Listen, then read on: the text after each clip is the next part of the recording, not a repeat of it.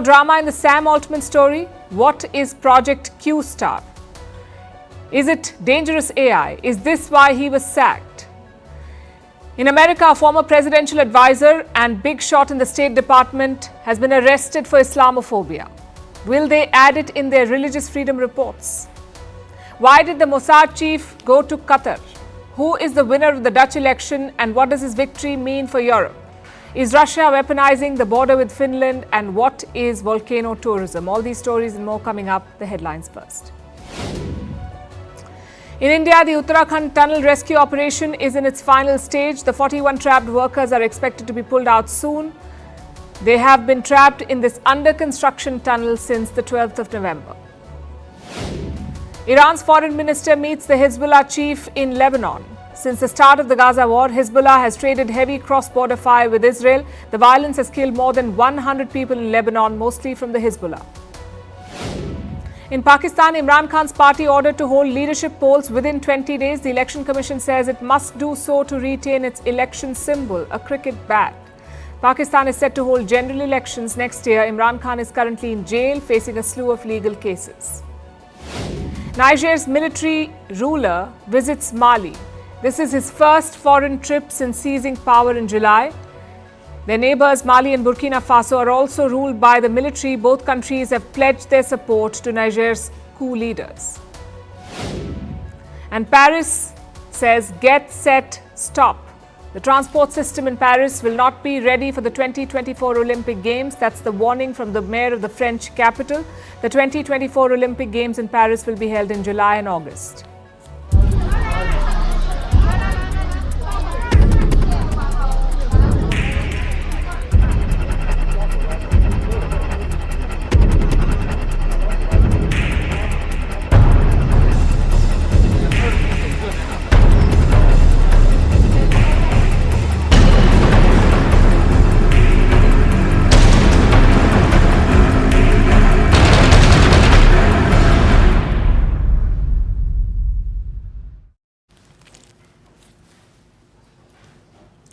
It's happening again. China's hospitals are filling up with patients. Almost all of them are children. Their symptoms are strikingly similar to the Wuhan virus: high fever and lung infection. There are many clusters of patients. Doctors say they have pneumonia, but they don't know what's causing the infection. They have failed to figure out the root cause. Is this a new variant of the Wuhan virus? Is it a bacterium or a new disease altogether? As always, China is not being transparent. And I know what you're thinking. This is a repeat of 2019. It sounds like one, when mysterious disease was ripping through China. First, Beijing played down the outbreak. Then they concealed the truth. And the result was a global pandemic, the worst of our times. 4 years later, we have a new outbreak in China, one that Beijing cannot explain. So what really is happening? There is limited information as of now. We don't know exactly when the outbreak began or how many patients are in hospital. But we can tell you that the hotspot is northern China. The surge seems recent, also unexpected. Some reports say hospitals are overwhelmed and schools on the verge of a shutdown, obviously because this is affecting children. So parents in China are worried. In one instance, they were heard asking authorities if they're covering up another outbreak. So not just the rest of the world, even the people of China do not trust their government. And clearly they were not ready for this. Also, there is something strange about this outbreak, the fact that it's hitting only children. Not many adults are showing these symptoms. The number of infected children, though, is quite high. Meanwhile, a new report is doing the rounds. It comes from a platform called ProMed. Now, ProMed is basically a surveillance system built by the International Society for Infectious Diseases. And what does ProMed do? It monitors disease outbreaks the world over. This is where a lot of doctors first learned about the Wuhan virus. ProMed had carried reports of the first cases in 2019. And now it is focusing on the new outbreak in China. And here is what it says. It has called the disease an undiagnosed pneumonia. That's what experts are also calling it, an undiagnosed pneumonia. The report also features some quotes from locals. One of them is from Beijing, from inside a children's hospital. This is what a local resident in Beijing said, and I'm quoting, many are hospitalized. They don't cough and have no symptoms. They just have a high temperature or fever, and many develop pulmonary nodules. Now, you're not allowed to report to school. If you have any symptoms such as fever, cold, cough, and then you're hospitalized, you can ask for leave. Then there are more ground reports. The second one is from the Liaoning province. Again, this is from a children's hospital. It's called the Dalian Children's Hospital. The situation here is quite bad. Locals say the hospital lobby is full of sick children. They're receiving intravenous or IV drips. Children are receiving IV drips in the hospital lobby. I have a quote from a hospital staffer. This is what he says. Patients have to wait in line for 2 hours, and we are all in the emergency department, and there are no general outpatient clinics. So the outbreak is large and serious. Some videos are spreading on Chinese social media. We've not been able to verify these, but they are quite shocking. It appears children are doing their classes from hospitals. Take a look at this.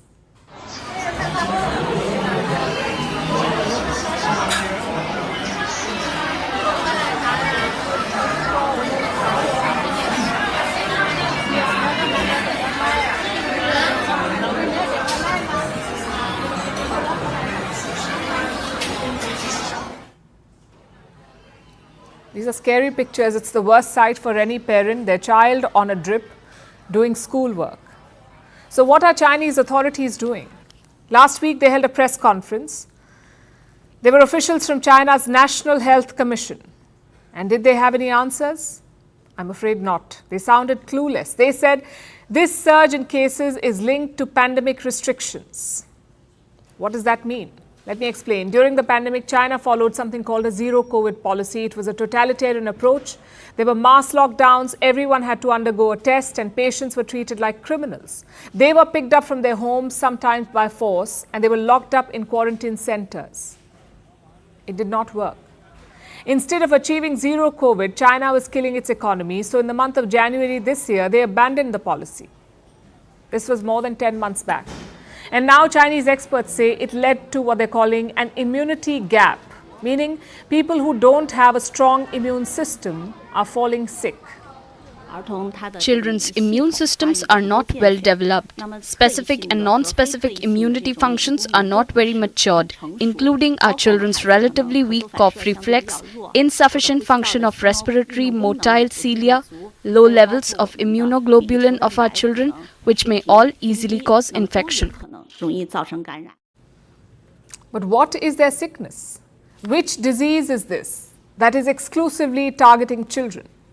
Chinese officials have given a range of possibilities. It could be the Wuhan virus, influenza, respiratory syncytial virus or RSV, or a disease called Mycoplasma pneumoniae. This is a common bacterial infection. It affects younger children. And China says all these diseases are in circulation right now, so it could be any of these. But they cannot say for sure what's driving the current outbreak. Now, the World Health Organization wants answers. They've asked China to share more data, including patient lab tests. Not sure if that will be enough, especially given the WHO's track record and how they handled China with kid gloves 3 years back. 3 years have passed. We still don't know what happened in Wuhan. And now there's a new outbreak in China. The WHO is offering us more of the same, a statement of concern and a recommendation to wear masks again.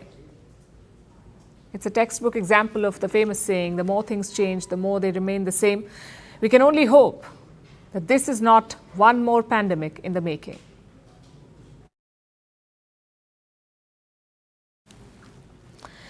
Does Vladimir Putin want to end the war? I know what you're thinking. Which one? In Gaza, Putin wants an immediate ceasefire. In Ukraine, he is the aggressor. But could he be softening his position? And here's why I ask. Yesterday, the G20 leaders held a virtual meeting. It was like a follow-up to the summit in New Delhi. And since it was virtual, Putin attended it. Listen to what he said. Yes, of course, military actions are always a tragedy for specific people, specific families, and the whole country. And of course, we must think about how to stop this tragedy. By the way, Russia has never refused peace negotiations with Ukraine. I understand that this is war. Human losses cannot but shock. Two things to note here. Number one, Putin said we must think about stopping the war. He says Russia has never refused talks. And number two, Putin did not say special military operation. He called it a war. Now put together, what does it mean? Frankly, with Vladimir Putin, you can never be sure. Maybe he's softening his position, or maybe he's pulling a bluff. There is only one way to know. To look at the political and military situation around the war, let's start with the battlefield. Most of the action is around the Dnipro River. Its eastern bank is held by Russia. And since June this year, Kiev has been trying to take it back. For 5 months, they had no success. Their counter-offensive was stalled. Then last week, things changed. Kiev says it pushed Russian soldiers back by 8 kilometers. Some of their armored vehicles also crossed the river. So now Ukraine has a foothold in the eastern bank. It's probably the first success of the counteroffensive. Is that why Putin is talking about peace? It seems unlikely, because one battle does not determine anything. After all, Russia still holds 20% of Ukraine's total land, so it could be one factor, but it's certainly not the only factor. Then we come to the politics of it. American support for Ukraine is shaky right now. The US Congress is holding up aid packages. So the European Union is stepping up, or at least trying to step up. They have drafted long-term security commitments for Ukraine. What does that mean? More funding, more training, and more help for Ukraine's defense industry. You see, long-term commitments offer stability, something that America's aid packages have lacked. The question is, will the EU members agree? Will they be able to pull it off? Their diplomats will discuss the proposal over the weekend. The heads of state will hold talks next month. I guess the point is, Ukraine is not collapsing. The West will keep this war running. But can Vladimir Putin afford that? His domestic situation is challenging. If you ask the Kremlin, Russia's economy is booming. They will say, what sanctions? But in reality, things are more serious. A leading Russian economist has confirmed this. He says most Russians are now living on low wages. It's not surprising though. Russia's central bank has hiked interest rates to 15%, meaning more debt for people. Their currency, the ruble, is also sliding. In June last year, $1 was equal to 57 rubles. And now it's almost 89 rubles. Last month, it was more than 100. So the currency is sliding and it is volatile. And this is shaping Russian public opinion. Let me show you what a recent survey found. 48% Russians wanted Moscow to end the war, 48%, to pursue peace talks. And 39% wanted to continue the invasion. Now, this survey was done by the Russian Field Company.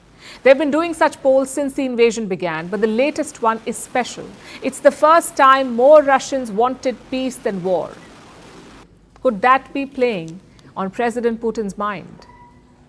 He has an election next year. The victory seems certain.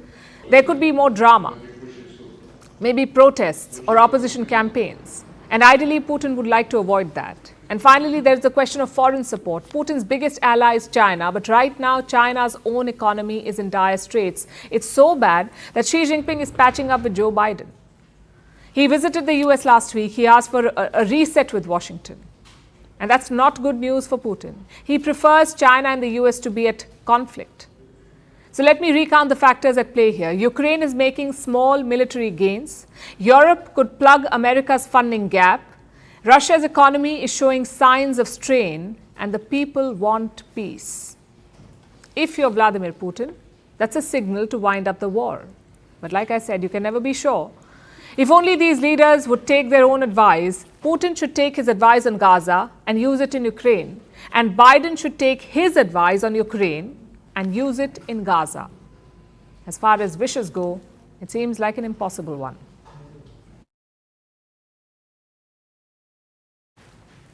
Now let's talk about OpenAI. We haven't heard the end of it yet. Yes, Sam Altman is back as the undisputed leader. His detractors in the board have been removed, but the drama is not quite over. The story has shifted to something called Q-Star. It's a project that OpenAI was working on, Q-Star. Some latest reports have hinted at this. They speak about a leap, a breakthrough of sorts. But this breakthrough was said to be alarming, and concerns were raised internally. Some people working on Q-Star reached out to the company's board. They spoke about the dangers of artificial intelligence and what they were making. They thought it was dangerous. And soon after that, Sam Altman was fired. So was this a coincidence or the final straw? And what really is this Q-Star project? Is it dangerous? Is it something that the world should know about? Here's what we've been able to gather. Reports say Q-Star could be a breakthrough. It may lead to the development of artificial general intelligence, AGI, artificial general intelligence. So how is AGI different from AI? It's about what these models can do. Let's first look at normal AI. AI chatbots like ChatGPT, they work on language, they'll type something out for you, they'll translate a text, and they do this by using statistical predictions. In simpler terms, these are educated guesses. AI chatbots make these guesses after going through billions of pieces of text. They generate what they think is the right answer. But because they're constantly getting trained, that answer can also change, which is why these chatbots can give different responses to the same prompt. You must have seen this. It's all basically very good guesswork. And that's AI for you, artificial intelligence. But that won't be the case with AGI, artificial general intelligence, because AGI focuses on facts and not guesswork. Even initial AGI projects like Q-Star, they work on mathematical problems, things that can have only one answer. Now, AGI is still work in progress. If and when it is perfected, we may have something close to real intelligence. And reports say this is already happening. The Q-Star project is allegedly solving basic math problems, junior school level sums. And that's just the first step. These programs will only become smarter with time and, if unchecked, more dangerous with time. Apparently, Sam Altman was pushing this project. It may have something to do with his ouster. Reports say it was adding to existing grievances, but we cannot confirm any of this. Right now, these are just whispers from unnamed sources. What we know for sure is this: the OpenAI board thought that Sam Altman was not always honest.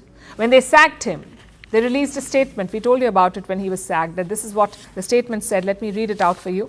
Mr. Altman's departure follows a deliberative review process by the board, which concluded that he was not consistently candid in his communications with the board, hindering its ability to exercise its responsibilities. This is what the board statement said. It's a vague justification, no specifics. The board said he was not consistently candid in his communications, meaning he may have been hiding things. Were they talking about the dangers of Q-Star? We don't know. The board also said that Sam Altman was hindering their work. But what exactly are the responsibilities of this board? Here's what the company says. The goal is, and I'm quoting, building safe and beneficial artificial general intelligence for the benefit of humanity. Not profits, not innovation, safety and benefiting humanity.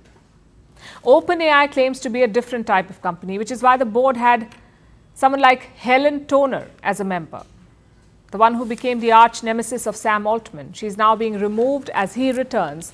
Toner is the director of strategy at Georgetown's Center for Security and Emerging Technology. This is an institute that analyzes the security implications of emerging technologies. Their director of strategy was on the OpenAI board, and she was reportedly a thorn in Sam Altman's side. She was among the members who wanted him gone.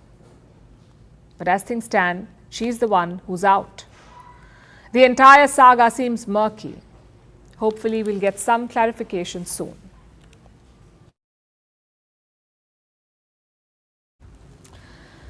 People make policy. It's the most basic truth of geopolitics. And people have opinions, sometimes good, sometimes bad. But what happens when bad opinions filter into policy? Now, don't be confused. This winding introduction has a point.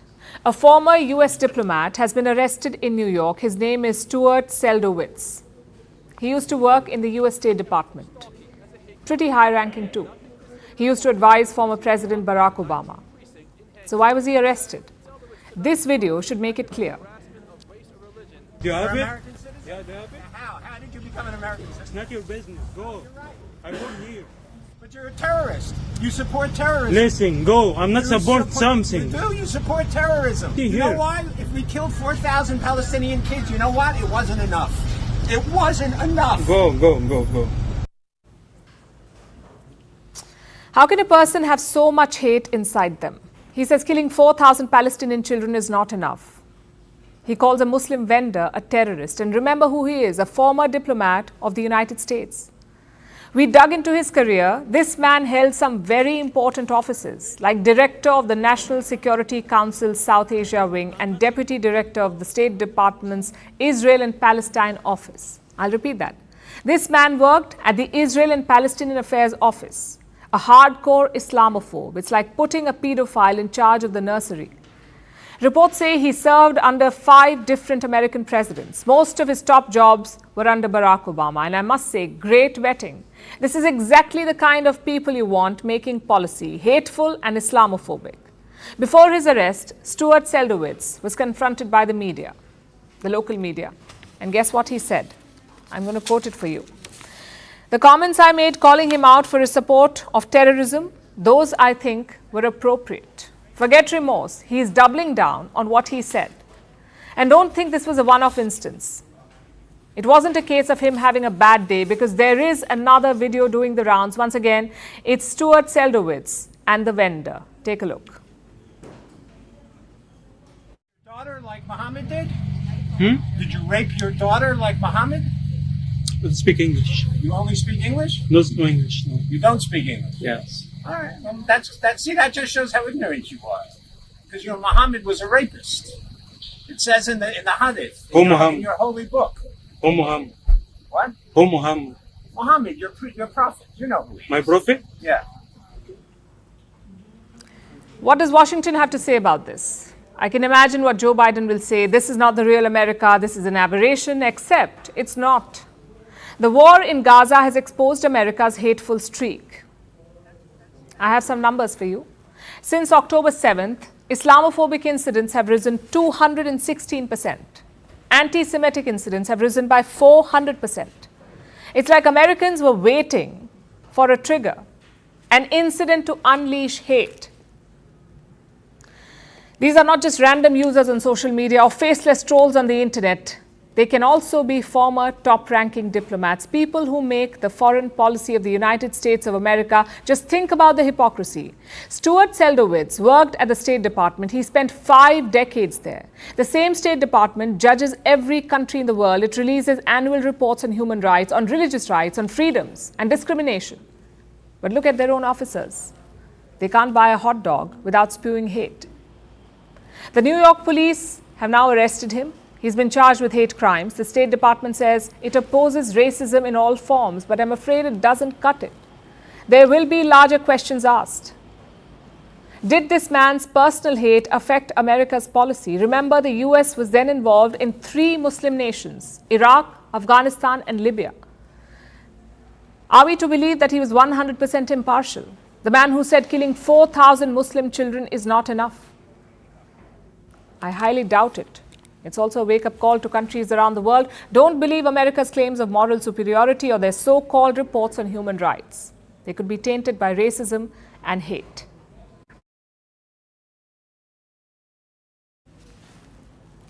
Such comments do not help anyone, especially those who are trapped in Gaza. They have no relief from the bombings, at least not yet. The temporary truce has been delayed.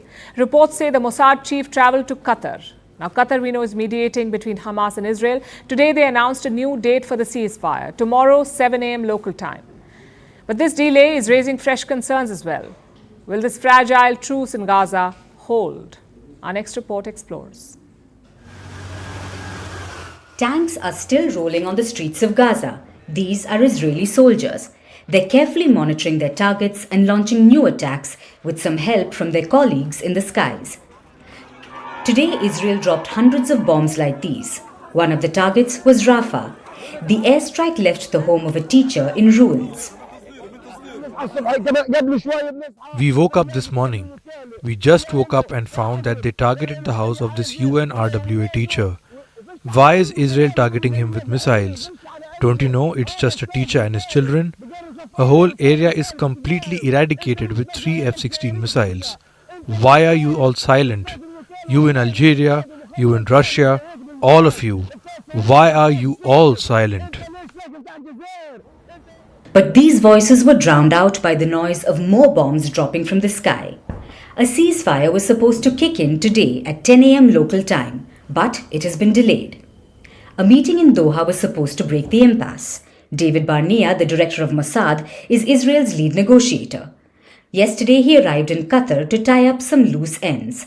Israel and Hamas have been talking through Qatar for days now. Negotiations have been dragging on for weeks.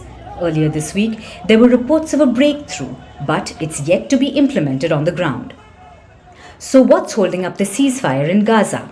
Some last-minute details are yet to be ironed out, like which hostage the Hamas will release and how. The militant group has promised to free at least 50 hostages. Most of them are Israeli. They were taken during the terror attack on October 7th. Israel is releasing at least 150 Palestinian prisoners and allowing up to 300 trucks into Gaza that will carry humanitarian aid. On paper, this seems like a fair deal, but the locals think this truce is on shaky ground. They want a permanent ceasefire. We don't want this. We want a truce for a lifetime. We want our lives to be like all the other countries where our children can play normally and to continue our lives without fighting. We just want a life without war. We've had enough of war. Israeli forces are still active on the ground, and that's driving the apprehensions of Gazans. Amid the talk of truce, Israel is intensifying its operations on the ground. Their focus remains on the Al-Shifa hospital. Today, Israel's military captured this man, Muhammad Abu Salmiya, the director of Al-Shifa. Israel says Salmiya was giving refuge to the Hamas in the hospital. Israeli forces put out a video too. It shows a new tunnel equipped with a bathroom, kitchen and air conditioning. Israel says this tunnel is under the Al-Shifa hospital. The video had a message for all Gazans. If the agreement will occur, we will cease our fire. We will be in our positions. We will be ready. We will let and free our hostages. We have a moral obligation for our hostages, but when we bring them back, we go on and we defeat Hamas. We'll fight Hamas, we'll take Hamas down. Qatar says the truce will kick in tomorrow.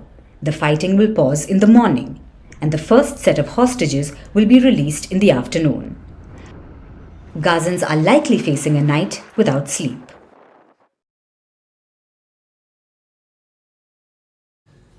Now let's turn our attention to the Netherlands, where a political storm is brewing. They've just had a general election.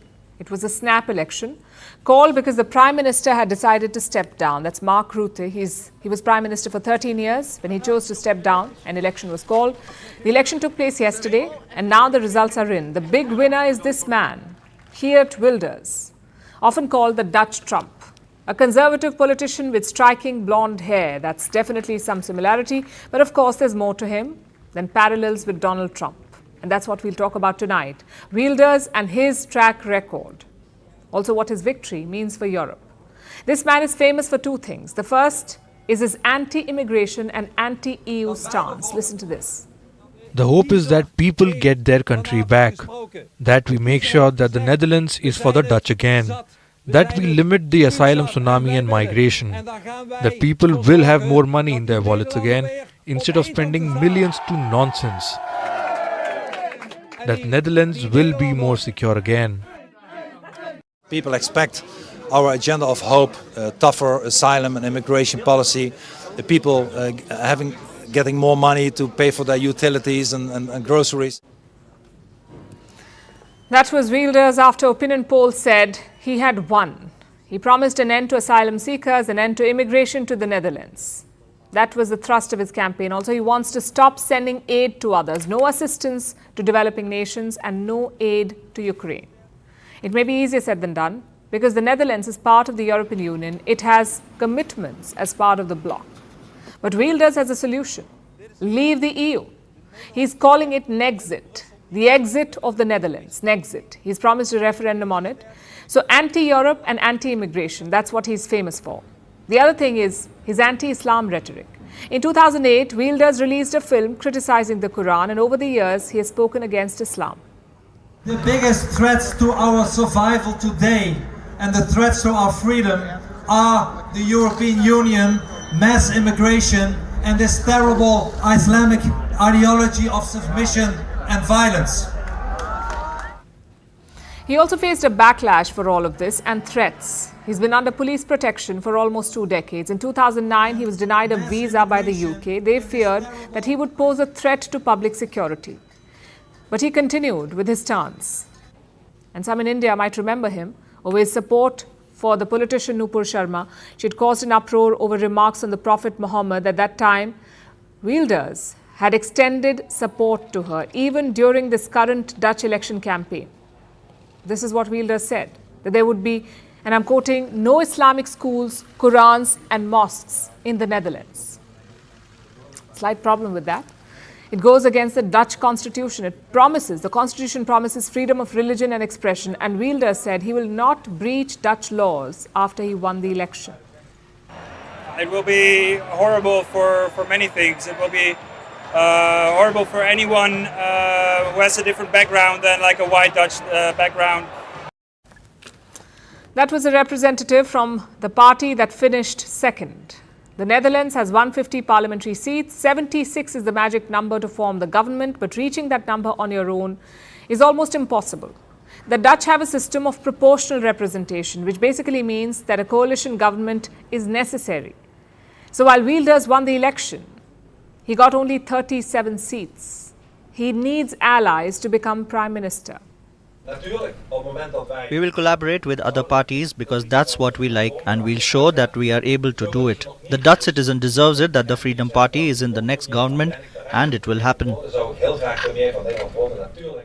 Who would join his alliance? There are plenty of candidates. Remember, Wilders is a career politician. He's been in office for about 25 years. He's made a few friends in that time, like his former party, the VVD, the party of the outgoing Prime Minister. During the campaign, they had indicated that they might tie up with Wilders. And then there are other possible allies, parties that have hinted at wanting to join his government. So a coalition is quite possible. But it will require Wilders to compromise because no other party wants to leave the European Union. So will he abandon his dream of Nexit? We'll have to wait and see. He'll definitely have to be more diplomatic to keep a coalition together. His victory has made one thing clear, though. The anti-immigration rhetoric has won. This is what the Dutch have chosen, and the EU cannot dismiss it. They should think about what this result means.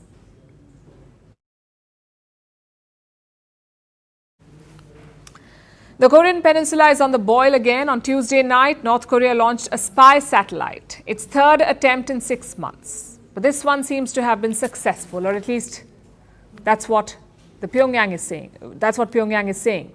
And of course, South Korea is not happy about it. So it has suspended its military agreement with the North. Seoul's move may have been retaliatory, but Pyongyang too took it a step further. And they went ahead and scrapped the entire deal. They're even deploying more weapons to the border. What do these developments really mean? Is it mere posturing or another conflict in the making? Our next report tells you. This is Panmunjom, also known as the Truce Village. It's a part of the Korean Demilitarized Zone, the DMZ, the only portion where North and South Korean forces stand face to face.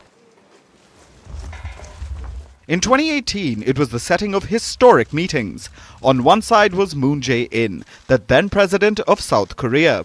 On the other side was Kim Jong-un, the leader of North Korea. The meetings helped chart the Comprehensive Military Agreement. It was signed that year. The goal was simple: reduce tensions in the peninsula and build trust between the two countries. Of course, it was a lofty goal. 5 years later, North Korea has scrapped the deal. It's deploying weapons and soldiers to the border with the South. So how did it come down to this? The answer lies in a rocket launch. On Tuesday, North Korea launched the Maligyong-1, its spy satellite. North Korea tried to launch in May and August, but it was unsuccessful. So this was the third attempt in 6 months. However, this time, Pyongyang claims it was a successful launch. It says the satellite is now in orbit. The launch sent alarm bells ringing on the other side of the border. South Korea was alarmed, so it had to take measures. Seoul suspended the 2018 military agreement. It said it was restoring surveillance activities at the border. Until mutual trust is restored between North and South Korea, we plan to pursue the partial suspension of the effectiveness of the 9.19 military agreement. This is a necessary measure and the minimum defense action required for our national security. Furthermore, it is a justifiable measure in accordance with our laws.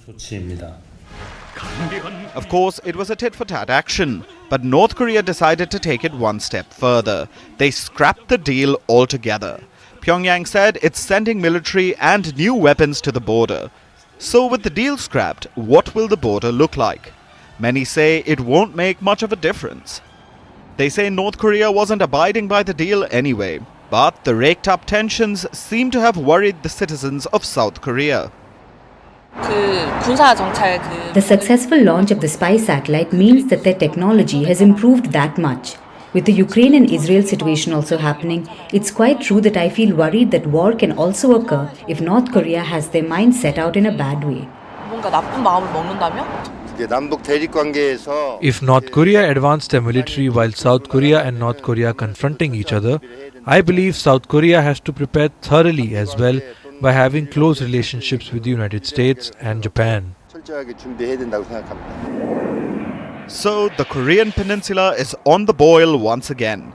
Military tensions, new weapons, and distrust between two neighbors. It's the perfect recipe for a military disaster. But will this just be some political tit-for-tat? Or will this lead to actual military confrontation? Well, no one knows the answer for now. But the world definitely doesn't have the appetite for another armed conflict. Vantage continues after a short break. Had to crawl through with machines and then go ahead and try to cut those heavy metal sheets. And as they are cutting it, there are fumes that comes out of it.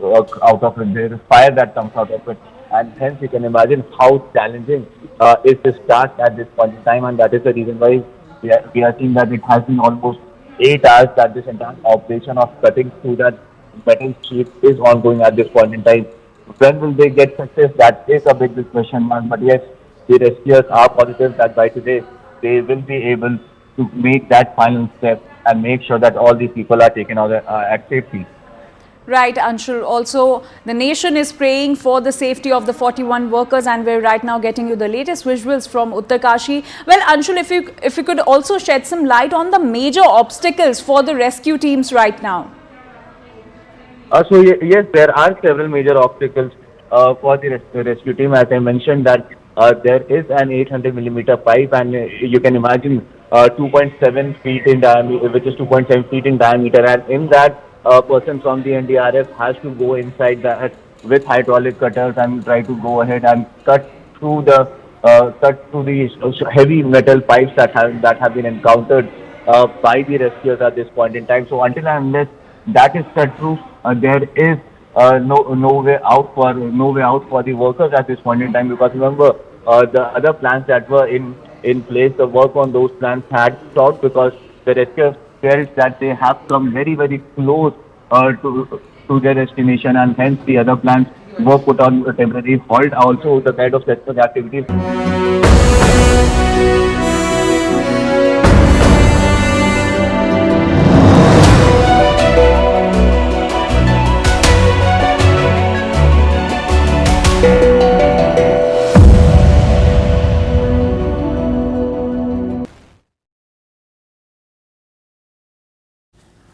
Back to Europe.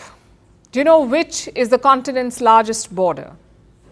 It's this one between Russia and Finland. This border is 1,340 kilometers long. There are multiple border crossings, but now Finland has closed all crossings except one. Why is that? Because of a migrant crisis.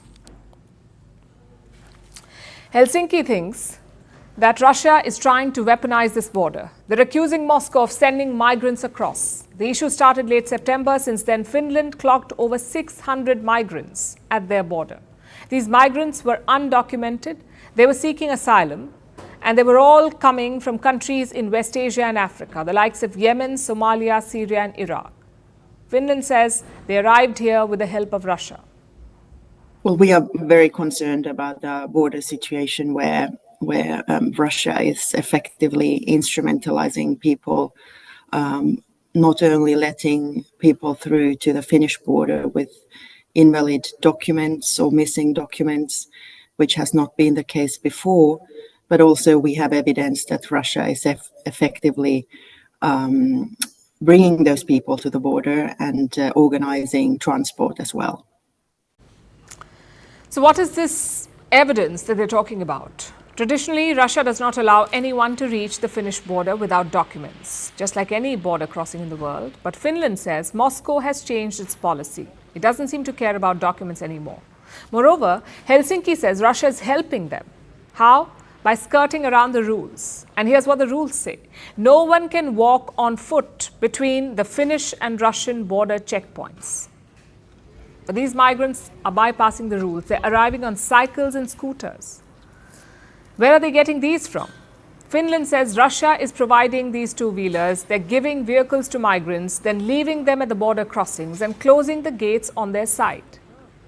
And what does Russia have to say about all of this? It obviously denies the allegations. Moscow also says they regret Finland's actions, calling it a highly anti-Russian stance.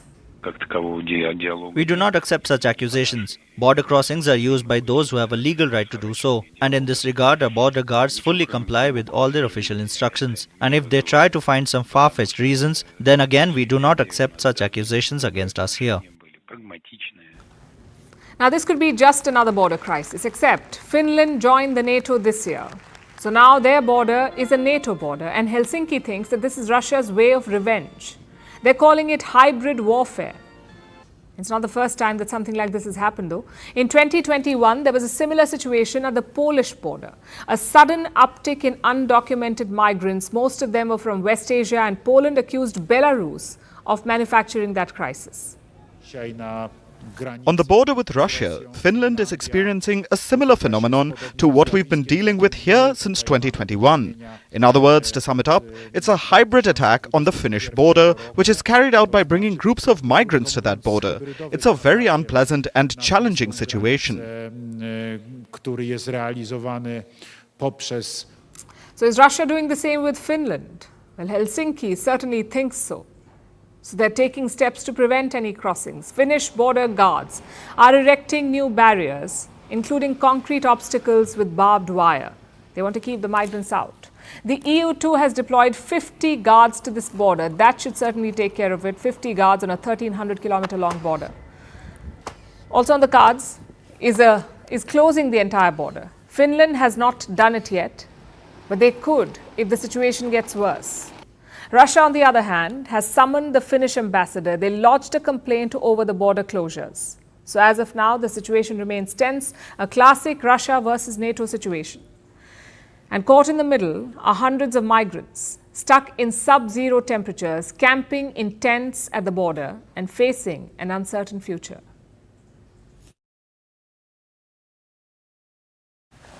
Now let's talk about the land of fire and ice, Iceland, a Nordic island country known for its glaciers and volcanoes. In fact, one of their volcanoes could erupt any time soon. It has caused thousands of earthquakes in the past few weeks, so residents have been fleeing the region. But guess who is coming in? Tourists. We're not making this up. It's a bizarre travel trend, volcano tourism. Now, Iceland is one of the most volcanically active places on Earth, and they're making the most of this trend. Their volcanoes attract hundreds of thousands of tourists, and this hot trend is catching on. Japan, Hawaii, Italy, New Zealand, and others are also erupting with volcano tourism. The question is, how safe is it? Is volcano tourism the thrill of a lifetime, or just a fatal attraction? Our next report tells you. Only few things on Earth can be as old as this 8,000-year-old volcano. and have a name as unpronounceable as Eyjafjallajökull and still be thrust into the limelight. We're talking about this volcano. It stands tall in southwest Iceland. Back in 2010, it famously sent a plume of ash about 9 kilometers up into the sky. This wreaked havoc on Europe's airways. About 100,000 flights were cancelled. Ideally, such a dramatic feat would gain some bad press, but that wasn't to be. The volcano became an instant hit. Its name was a tongue twister on every news channel. But most of all, it set Iceland's tourism industry on fire. It's been 13 years since. The Nordic island has seen multiple eruptions. After all, Iceland is one of the most volcanically active places on Earth. An eruption occurs every 3 to 5 years, and these regular eruptions have spawned a new travel trend: volcano tourism. Adventurers from all over the world fly to Iceland just to catch a glimpse of the mesmerizing lava. Many people click pictures and toast marshmallows over the lava. But adrenaline junkies go a step further. They bike, hike, abseil or board across active volcanoes. It may sound bizarre, but in recent years, Icelandic volcanic eruptions have been attracting thousands of visitors. In 2021, the eruption at Fagradalsfjall attracted over 350,000 tourists. Tourists are provided regular updates about eruption sites. They're also given safety instructions. Travel agents set up specialized volcano tours. It's clear that Iceland has turned its lemons into lemonade by turning natural disasters into a booming industry. Look at that. But Iceland is hardly the only one doing this. Countries like Japan, America, Italy, New Zealand and Guatemala have also fired up a volcano tourism industry. After all, who wouldn't want a fiery volcanic Instagram picture or an interesting post-vacation story for a change? But the question is volcano tourism just the thrill of a lifetime or a fatal attraction? Is it safe to visit volcanoes and hop, jump and step over them? Experts don't think so. They say not all eruptions are tourist friendly. Safety depends on both accessibility and the type of eruption, and this knowledge is sometimes not vastly available. Some volcanic locations are volatile. Volcanoes have also repeatedly destroyed infrastructure, and eruptions often produce poisonous gases like sulfur dioxide, which can cause lung damage and even death. Between 2010 and 2020, at least 1,143 people died in volcanic explosions. In 2019, a famous volcano in New Zealand, Wakari, erupted, killing 22 tourists and injuring dozens of others. It's unlikely that these morbid figures will stop tourists. Volcano hopping can be the thrill of a lifetime. But don't forget that you are playing with fire here.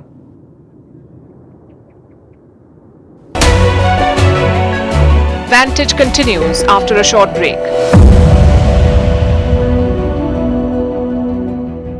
Of the other plants, the blasts that were happening on the other end of the tunnel, or the leveling of surface that was happening on the vertical end of the tunnel, all that was stopped, and the work was ongoing from the Silkyara end of the tunnel, where it was being tried that people who are stuck inside, they could be taken out without any harm. So that is the biggest challenge at this point in time. These 4 to 5 metal sheets that has been encountered.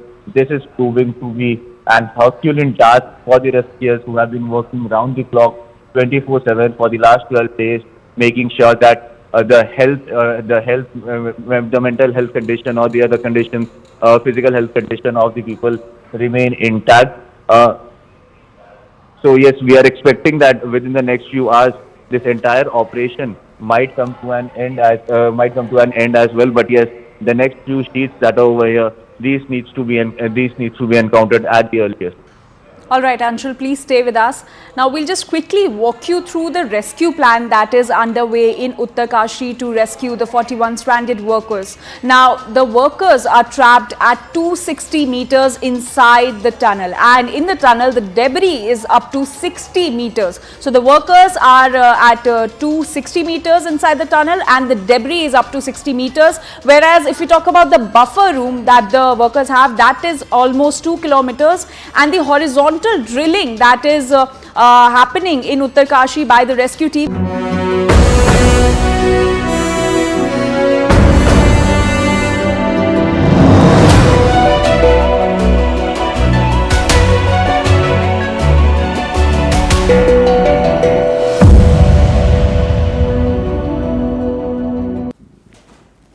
now it's time for Vantage Shots, images that tell the story. In New York, building-sized balloons sprung to life ahead of a Thanksgiving parade in the city. In Italy, a huge water spout hit the Amalfi Coast. And looks like the British monarchy is a fan of K-pop. The band played Gangnam Style during the change of guard as King Charles honored Blackpink. Finally, we are taking you back in history. On this day in 1992, the world's first smartphone was launched. It was called the IBM Simon. It introduced users to features like touchscreen, calendar and on-screen keyboard. Unfortunately, it was not a hit. Only 50,000 units were actually sold. We are wrapping up on that note. Thank you for watching. We'll see you tomorrow.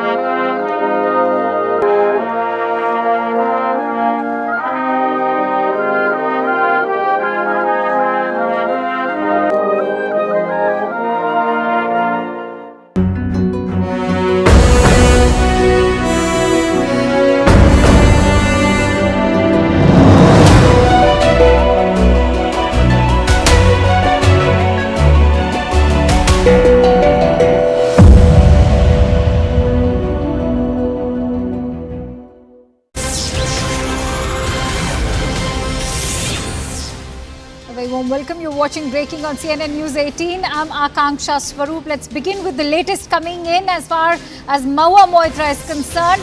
The politician is now claiming that she only used Hiranandani's Dubai office for secretariat services. However, the IT ministry logins show that same-day logins were made from Dubai, New Jersey, even Bangalore, when Mahua Moitra was still in Kolkata and Delhi, respectively. How will this information impact the investigations? Let's quickly go across to Payal, who's joining me on the phone line. Payal, important to establish the fact, I'd like to refer to what Mahua Moitra has said. She's been very vociferous about how MPs constantly rely on their teams, that includes their PAs, interns, even assistants, to use their logins from various cities. But with this information now coming in, how significant is this to the entire case?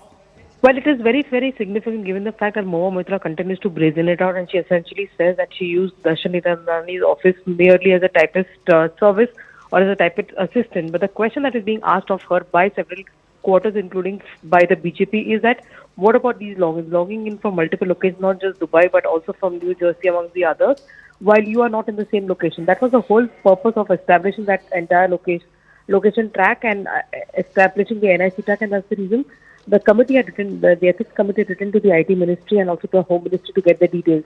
As for the records that are available and which are part of the ethics committee report, these are the login call details that have been obtained, and these are the login details that have been obtained. So obviously, over here attempts are being made to blunt Mahua's attack Moa has gone on the offensive, essentially saying that everybody does this. But does everybody allow somebody else to use their login from foreign locations, not just one but multiple locations? That's the question Moa Moitra will have to ask. And this comes in at a very significant time, given the fact that, like I said, Akansha, it was a 500-page comprehensive report which was prepared by the Ethics Committee, which included call records and details, put in by their Home and the IT Ministry. This comes in days before Moa Moitra's probable, expulsion from Parliament, which is likely to take place on the 4th of December when the Parliament convenes for the winter session. Many thanks to you, Payal Mehta, for bringing in all those inputs. And with that, we have some important breaking inputs coming in as far as Punjab is concerned. The Supreme Court has now made some clarifications which could have an impact as far as the governor versus government issue of Punjab is concerned. The Supreme Court has gone on to clarify that the governor cannot veto legislature by simply withholding assent to bill, that the governor must return the bill to the assembly on withholding assent. This is what the Supreme Court has had to say. For more details, let's quickly go across to Ananya Bhattagar on the phone line with us. Ananya, this clarification by the court is of course important because there was much clarity needed in terms of if the governor withholds the bill, what happens next? Should we now assume that the Supreme Court has made it amply clear? Well, definitely, this order was dictated last week when the Supreme Court had, in fact, passed an order with regards to the Punjab government's tussle with the Punjab governor. It was the petition by the Punjab government with regards to the withholding of bills. And very, very clearly, the detailed judgment of the Supreme Court is also now out. This detailed judgment copy goes on to make certain observations and clearly holding that, governor, if at all he is withholding any kind of assent to any kind of a bill, that should be sent back to the legislature and for reconsideration. But for the longest time, the governors cannot actually keep the bills hanging with them. Second observation that comes out from the Supreme Court when it comes to this particular issue, that very, very clearly the Supreme Court has time and again said, and in fact during the hearing also, it had said that in a parliamentary democracy, real power vests with the elected representatives of the people of the public. That is, in fact, the legislature, and that's exactly why the governor cannot hold these bills for long. In fact, in the end of that particular judgment, it also goes on to say that the governance is intended to be a constitutional statement guiding the government on matters of constitutional concern, and that's exactly why he cannot hold the bill. In fact, the Supreme Court has also directed the Punjab governor to actually clear those bills and give either his assent or send those bills for reconsideration, and cannot hold back for them for a long time. All right, many thanks to you, Ananya, for bringing in all those breaking inputs. And with that, let's now quickly bring you some breaking news coming in from Karnataka. We are learning that the Karnataka cabinet has now decided that the previous BJP government's decision to hand over DKS's disproportionate assets case to the CBI is not in accordance with the law. The previous government decided to hand over this case without following procedure and taking appropriate clearance from the speaker. This is what the cabinet has had to say. We are also learning that DKS was not present at this cabinet meeting, but they have also said that the cabinet has taken the previous Advocate General and present AG's opinion very seriously. This is what the Minister for Law and Parliamentary Affairs, H.K. Patil, had to say, that the government will also be passing an order in couple of days. For more details, let's quickly go across to Harish Upadhyay, who's joining me on the phone line. Harish, with this decision, is it likely that the government will now be withdrawing the permission, according to the CBI, in this entire case? Yes, it will withdraw the probe itself that was handed over by the cabinet that was during B.S. Yediyurappa's tenure. And now this order will be passed in the next day or two, is what the cabinet says. The argument by the government is that there were serious lapses. One, it wasn't in accordance with law, and the then Speaker's office was not taken into confidence. And this was passed merely on a verbal instruction from by the then Chief Minister B.S. Yediyurappa. And they are saying that even the Home Department's advice and the Law Department's advice both are favouring withdrawing this case from the CBI and giving it to the Karnataka police. But remember, this case is presently in front of the High Court and the Supreme Court as well. So this will definitely see a legal challenge in the coming days. Absolutely. Here's hoping that there might be a hearing also in the month end as well. Many thanks to you, Harish, for bringing in all those details as far as this news goes. that, we bring you breaking inputs coming in as far as the rescue ops of the Uttarkashi tunnel collapse is concerned. These are the latest visuals that CNN News 18 has accessed, the latest from the rescue operations site going on inside the tunnel. This is reported by CNN News 18, and the platform on which the platform has been established is being reinforced, as we are told. Remember, there are also reports indicating that there's been another stagnation as far as the rescue ops are concerned. It's day 12, and these workers, the 41 laborers, have been trapped for over 11 days now. And remember, they've also managed to receive dry food, even phones and batteries from the NDRF. The operations have been extremely complex given the terrain of Uttarkashi, but there has been work that's happening on war footing, but there have been several glitches also that the auger machine, which has been brought from the national capital, is also encountering.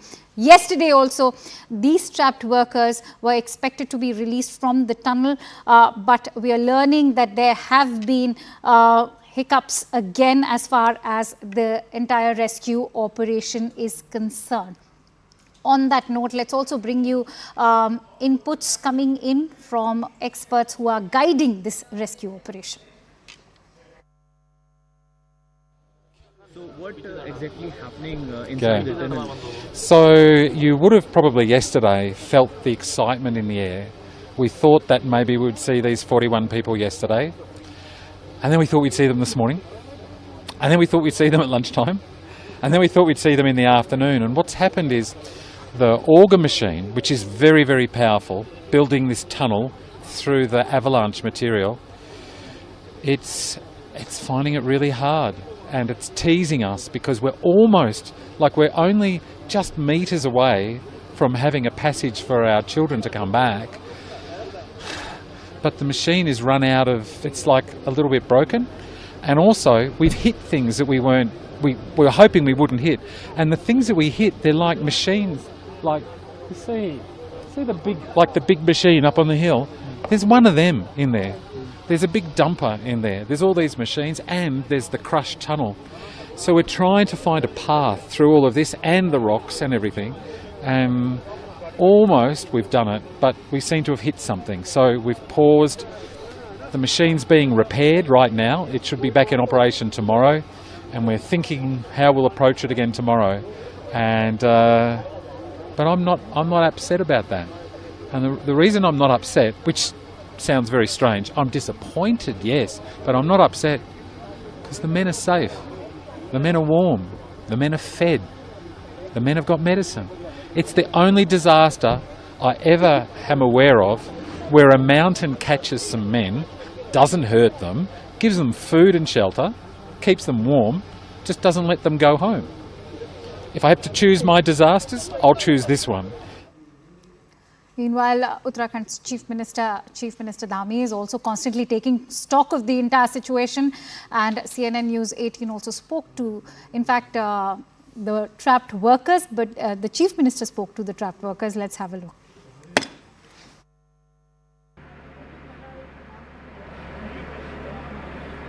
अच्छा, चलिए भाई, बहुत हम लोग बिल्कुल पास पहुंच गए हैं और बड़ी आप लोगों की हिम्मत है और बहुत ही आप लोगों के लिए सब लोग प्रार्थना कर रहे हैं यहाँ, और हम लोगों को उम्मीद भी है। मैं भी रात से आ गया हूँ, जनरल साहब भी आ गए हैं यहाँ पर, और प्रधानमंत्री जी रोज़ आप लोगों के बारे में रोज़ चिंता कर रहे हैं, रोज़ अपडेट लेते हैं मुझे सवेरे 7 बजे। आज भी अभी आया है, अभी बताया है, बिल्कुल 45 मीटर से आगे हम लोग आ गए हैं, और मुश्किल से 10 मीटर और आना है। बीच बीच में क्या है कि सरिया वगैरह आ जा रही है ना, ये तो हाँ, तो आप लोगों को पता ही है। थोड़ा सा ये है कि हिम्मत बता के, और किसी सबकी तबीयत वगैरह अच्छी ठीक है ना वहाँ पर? चलिए, नहीं चिंता एक्चुअली में नहीं, बहुत सब लोगों की दुआ है कि जल्दी से जल्दी सब लोग बाहर आ जाएंगे। सबसे पहले तो हम सब लोग यही चाहते हैं कि जो 41 लोग फंसे हुए हैं वो सुरक्षित निकल आएँ। हमारी जो कोशिश चल रही है उसके साथ पूरी शुभकामनाएं हैं, और भगवान से यही प्रार्थना है कि वो जो 41 लोग वहाँ फंसे हुए हैं वो सुरक्षित निकल आए। बेसिक रिक्वायरमेंट्स होते हैं ह्यूमन एग्जिस्टेंस के लिए, वो सब अंदर भेजा गया है।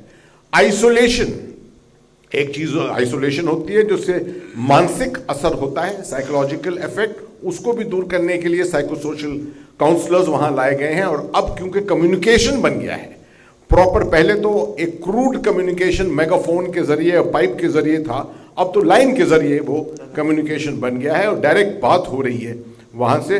तो उसकी वजह से साइकोसोशल काउंसलर्स जो है उन्होंने उनसे बात भी की है वर्कर्स के साथ। जगह जगह से जो रिसोर्सेस आ रहे थे, ड्रिलिंग मशीन्स आ रही थी 4 अलग अलग दिशाओं से इसको अप्रोच करने के लिए, वो मशीनें अभी भी आ रही हैं। जैसे ये मशीनें पहुंचेंगी वो कोशिशें भी शुरू हो जाएंगी। एनडीआरएफ के लड़के पहले से तैयार हैं और हमारी रिहर्सल चल रही है उन सब स्थितियों के लिए जो हमारे सामने आ सकती हैं। उसके लिए हमने स्पेशल इक्विपमेंट तैयार किया हुआ है ताकि जैसे ही रास्ता खुलता है हम जल्द से जल्द उनको बाहर निकाल पाएं। तो पूरी टीमें तैयार हैं, पूरी स्ट्रेंथ में हम लोग यहाँ पे हैं और आशा है कि उनको जल्दी हम पूरा सुरक्षित बाहर निकाल पाएंगे। ये अंदर जो कार्य चल रहा है, जैसा मैंने बताया, तकनीकी चुनौतियां आ रही हैं, तो उनको हैंडल करने के लिए और सुरक्षा को ध्यान में रखते हुए कार्य हो रहा है। और इसी बीच कई बार जहां पे कोई विशेषज्ञों की राय लेनी पड़ती है या कोई स्किल्ड मैन पावर की आवश्यकता पड़ती है तो उसको तत्काल यहाँ बुलाया जा रहा है ताकि जो हमें ऑब्स्टेकल्स या हर्डल्स जो काम करने वाले लोग हैं उनके सामने आ रहे हैं उनको ओवरकम किया जा सके। देखिए, हम रोज एक्सपेक्ट कर रहे हैं कि ये आज पूरा हो, अभी पूरा हो, कल पूरा हो, तो परंतु इस तरह समय तय करना किसी के लिए भी अभी संभव नहीं है क्योंकि चुनौतियां अब समय समय पर परिवर्तित हो जाती हैं। कई बार कोई नई समस्या आती हैं, पर कार्य लगातार, मैं आपको एश्योर कर सकता हूं कि कार्य लगातार चल रहा है और उसकी मॉनिटरिंग उच्चतम स्तर से दोनों राज्य सरकार और भारत सरकार के स्तर से हो रही है। 45 मीटर हो गया है। मैं ट्रेंचलेस का स्टाफ हूँ। 45 मीटर हो गया है और पाइप 45 मीटर हो चुका है। पाइप के आगे जाल और स्टील और क्या नाम है 3 इंची का पाइप था, इसलिए पाइप को होल्ड कर लिया था और उसको हम लोगों ने काटा है, काट के क्लियर किया है। ऑक्सीजन की काफी कमी थी, मैं काफी परेशान हूँ। 3 घंटे अंदर रहा मैं, 3 घंटे कंटिन्यू, हाँ 3 घंटे। And with that, let's now shift focus over to our special segment, Battle for States. Rajasthan is all set to go for polls on 25th of November, and BJP leader and former Rajasthan Chief Minister Vasundhara Raje is busy in campaigning across the entire state. Even though she has not been positioned as the chief ministerial candidate this election, her impact on the political landscape remains substantial. CNN News 18's Aman Sharma gets you the special report on the Vasundhara Raje factor in Rajasthan. Vasundhara Raje Scindia is the 2-time Chief Minister of Rajasthan for the BJP, but this time the BJP has gone into this election without declaring any Chief Ministerial face. BJP is very confident about the election in Rajasthan. It is confident that it will win.